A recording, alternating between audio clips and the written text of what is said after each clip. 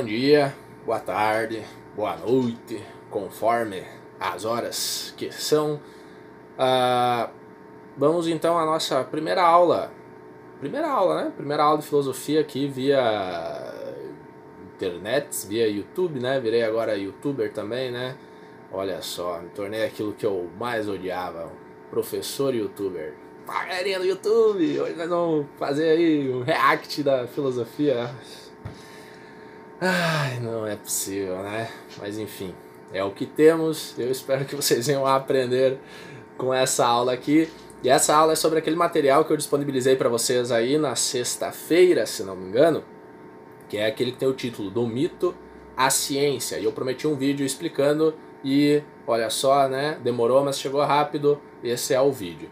E aí ele começa dessa maneira, né? O material lá que passei para vocês, ele começa assim: a metafísica é então a tentativa filosófica de entender o mundo, o que, por quê e para quê. Esses conceitos são aqueles que a gente vinha estudando até aqui, certo? Era aquilo que a gente vinha vendo até aqui nas nossas aulas de filosofia, né? Quando a gente falava sobre metafísica, a gente estava falando sobre isso. O que é o conceito de essência, se vocês olharem mais para trás aí no caderno de vocês vão encontrar. O porquê, que é a causa ou a causalidade, o princípio de causa ou causalidade, e o para quê é o fim ou finalismo. Fim aqui, eu quero que vocês entendam que essa ideia de fim não é de término, mas de finalidade, de utilidade, de para que serve, né? Então por isso o que, por quê e para quê, tá? Mas a explicação filosófica, obviamente, ela nem sempre existiu. E antes dela, o ser humano também tentou explicar o nosso querido mundo aqui, né? E dar significado para esse mundo. Isso é muito importante, dar significado a esse mundo. Olhar para as coisas e dizer, não, isso acontece por causa daquilo lá. E aí foram criadas as chamadas narrativas mitológicas, que eu suponho que todo mundo já ouviu falar, alguma delas, né? É muito trabalhado. Até hoje elas sobrevivem muito, né? A grega, a egípcia, a nórdica, né? Essas narrativas mitológicas ainda sobrevivem muito fortes na nossa cultura ainda hoje, né? Só vocês olharem aí, tem os livros do Percy Jackson e os Olimpianos, por exemplo, tem lá os filmes do Thor, por exemplo, certo? Então se trabalha ainda hoje com essas narrativas mitológicas. Então elas sobreviveram aí durante muito tempo, e essas narrativas eram a ideia desses seres humanos antes deles usarem a filosofia, antes deles usarem a ciência para entender esse mundo que a gente está vivendo. Eles usavam essas narrativas mitológicas. E aí seguindo ali, ó, nessas narrativas a natureza, toda a natureza estava representada em seres divinos antropomorfizados, segundo a imagem humana. Então a natureza, ela era representada por esses deuses que no geral eles tinham a figura humana como base, né? Só você olhar lá os deuses gregos, por exemplo, todos eles são humanos, ou, né, bem parecidos. Os próprios deuses egípcios, que tem uma mistura entre o ser humano e o animal, ainda está ali a figura humana. E tem uma frase que diz o seguinte, né? Deus criou o homem à sua imagem e semelhança, e o homem criou Deus à sua imagem e semelhança. Ora, mas por que acontece isso? Afinal, esse pessoal ele não via os seus deuses, certo?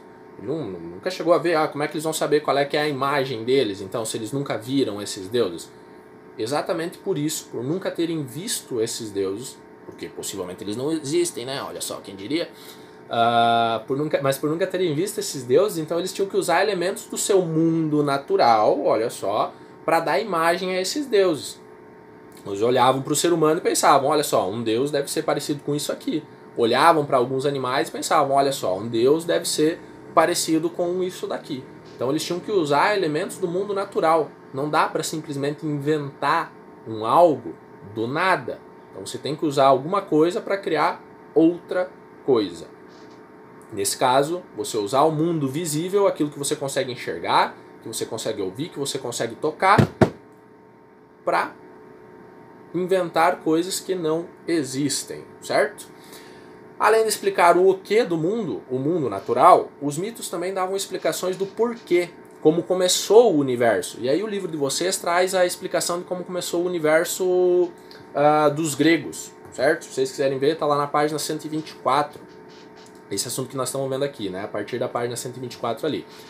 Então eles vai explicar como é que o mundo foi criado, não sei o que lá, né? Tem uma outra coisa aí que também cria, né? Explica a criação do mundo, né? Quem diria?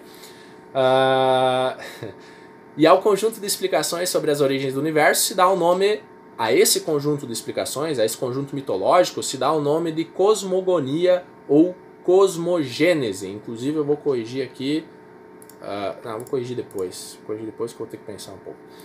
Vou deixar quieto. E por último, as narrativas mitológicas também trazem um para quê, um fim para a existência, o motivo ou os motivos pelos quais nós estamos aqui, além de um para onde nós vamos quando já não estamos mais aqui. Então uma narrativa mitológica ela era bem completa. Ela explicava da onde o mundo veio, o que é esse mundo, por que as coisas acontecem, do tipo, por que um raio caiu, por que chove, por que as plantas crescem ou não crescem, certo? Então ela explicava tudo isso, explicava da onde veio, explicava o que é e explicava para onde ia o universo depois que ele terminava, né? Uma narrativa que eu conheço ali, a dos nórdicos, com o Ragnarok. Olha, o fim do mundo dos nórdicos, né? Então eles tinham essa visão mitológica. Os egípcios também tinham isso, né? O sol, uma hora o sol era representado por um deus, e aí tinha uma serpente que perseguia ele durante a noite, e eventualmente essa serpente alcançaria ele, e aí assim acabaria o mundo. Enfim, então ele explica também o final do mundo. Da onde veio, o que é e para onde vai. As narrativas mitológicas elas eram bastante completas. Eu cheguei a falar em outros vídeos aí, se vocês quiserem acompanhar também matérias de outras turmas, que eu acho bem difícil. Mas, pô, cansa mais para fazer esses vídeos aqui, eu canso mais do que dar aula. Não sei porquê, paradoxo.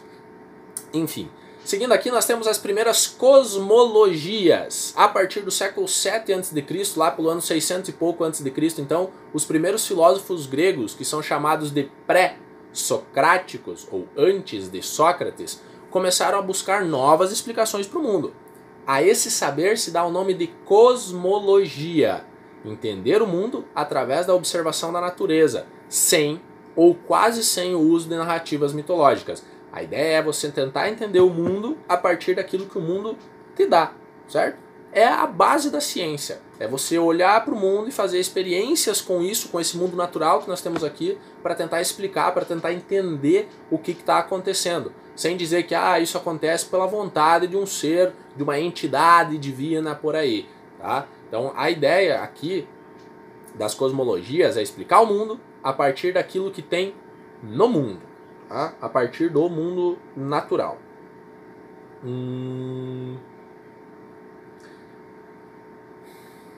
Poxa.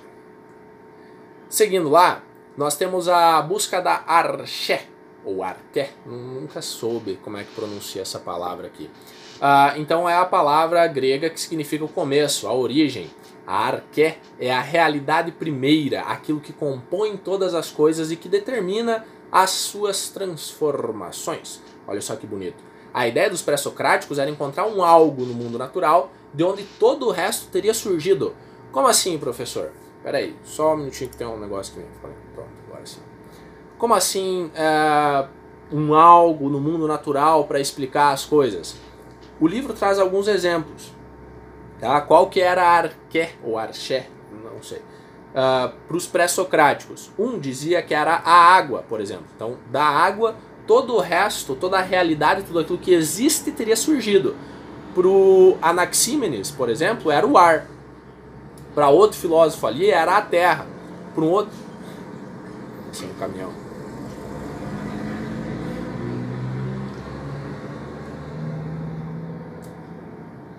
Acho que passou, não sei se vocês conseguiram ouvir, mas caminhão passando aí.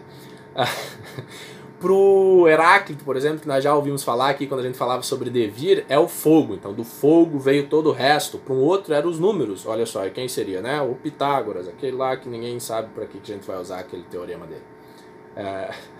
Para um outro ainda eram todos os elementos, 4 elementos, né? A terra, a água, ar, terra, água, ar e fogo. E para o Demócrito seriam os átomos. Outro caminhão.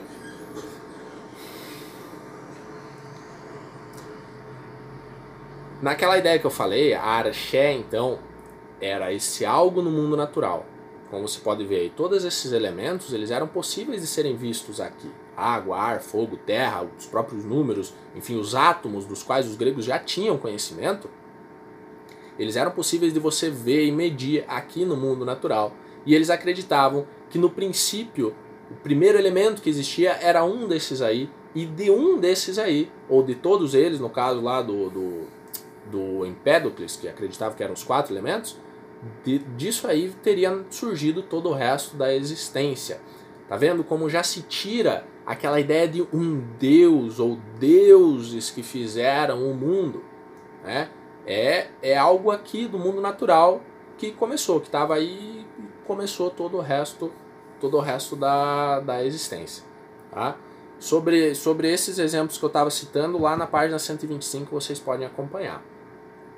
E por último, nós temos as metafísicas gregas clássicas, e começa depois do Sócrates, depois que o Sócrates veio, né? Nós podemos destacar 2 metafísicas. Aqui eu vou estar falando uma só, que é a do Platão, que era discípulo do Sócrates, inclusive, e depois foi mestre do Aristóteles. Perdão. Para o Platão, então, a realidade era dividida em 2 mundos separados. O mundo sensível, a matéria, esse que nós estamos vendo aqui, esse é o mundo sensível, o mundo dos sentidos, que é temporário e ilusório. Olha só, os nossos sentidos eles nos enganam. E o mundo inteligível, o mundo das ideias, que era eterno e verdadeiro. Além desses 2 mundos, para o Platão existia a ideia do demiurgo, certo? Que era o grande construtor, que buscou as ideias eternas do mundo inteligível para dar forma à matéria. Ora, essa divisão de mundos, do mundo sensível e do mundo inteligível, é bem fácil de entender através do mito da caverna do Platão. Não sei quem de vocês já ouviu falar, mas eu vou dar uma explicadinha rápida aqui do que é o mito da caverna aí do Platão. Vocês podem procurar no Google também, aí, caso não fique muito claro.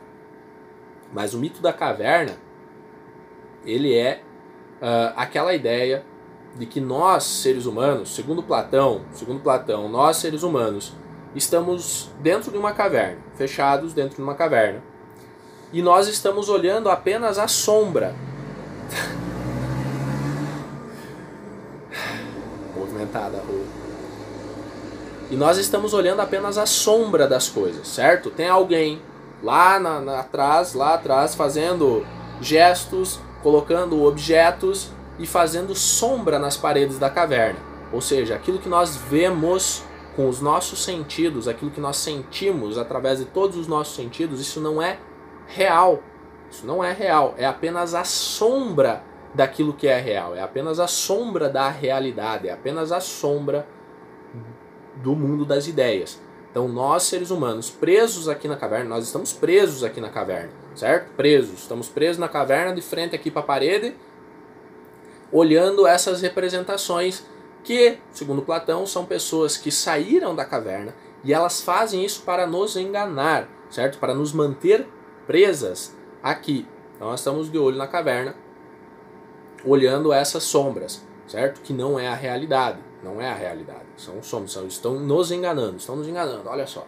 E aí o Platão acreditava que através do pensamento, do uso da razão, do conhecimento, nós poderíamos quebrar as nossas correntes e sair para o mundo real. Ainda ele vai dizer assim, que esse primeiro momento que a gente logo sai para o mundo real, a luz e a realidade causariam bastante desconforto para o ser humano que ficou a vida inteira ali naquela semi-escuridão, olhando para a sombra das coisas. Então ele tem medo de sair, ele tem medo nesse primeiro momento, ele tem medo de pensar, basicamente, né? Porque ao pensar ele vai sair da caverna. Só que aí depois, segundo Platão, a vida se tornaria muito melhor porque você estaria vivendo no mundo real, aquele mundo inteligível, o mundo eterno das coisas reais. Basicamente, segundo Platão, levando em consideração a ideia do demiurgo, é como se, através do conhecimento, através do uso da razão, primeiro, a gente se libertasse das nossas correntes, né, das correntes daquelas pessoas que estão querendo nos enganar. Então, através do conhecimento, nós nos tornamos mais livres e, levando em consideração, como eu disse, a ideia do demiurgo, é como se, pelo uso da razão, pelo conhecimento, a gente estivesse mais perto dessa divindade, desse grande construtor, né, que buscou as ideias aí no mundo inteligível. Beleza, rapaziada? Era isso pra hoje. Tinha mais algumas coisas pra falar, mas o vídeo já tá ficando um pouquinho mais longo.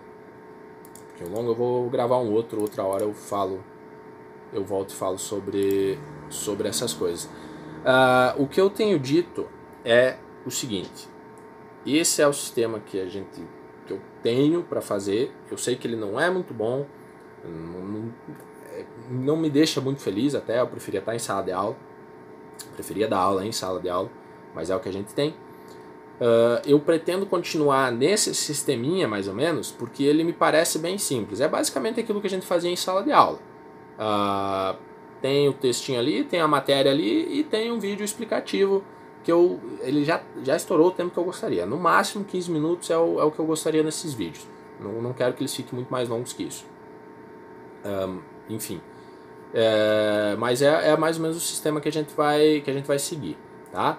Se vocês tiverem alguma sugestão, se vocês estão olhando ali, né, vocês estão olhando, acompanhando o que os outros professores estão fazendo e eles tiveram alguma boa ideia, ou que vocês acharam que é uma boa ideia, eu gostaria que vocês passassem para mim. Estou aberto aí a novas ideias, senão o sistema vai ser esse. Vou passar uma matéria lá, vou fazer um vídeo explicativo, ok? Além disso, eu peço que vocês avaliem para ver se o som está saindo bem. Hoje aí, eu geralmente gravo de noite, né? Agora eu gravei de manhã, esse aqui tá, movimentado pra caramba, né? O pessoal esqueceu que estamos de quarentena. Se bem que o pessoal não tá respeitando muito a quarentena, né? Fazer o quê? Em todo caso, espero que vocês aprendam alguma coisa com esse vídeo. Perguntas, sugestões, comentários, acréscimos, sintam-se livres para fazer. Eu prefiro que, se vocês tiverem alguma coisa para falar, falem no vídeo, certo? Nos comentários do vídeo do YouTube, porque daí todo mundo pode ver. Bom, se bem que esse aqui é só para a turma de vocês, então pode ser lá no Classroom mesmo. Enfim, espero que vocês estejam bem aí e até a próxima. Abraço.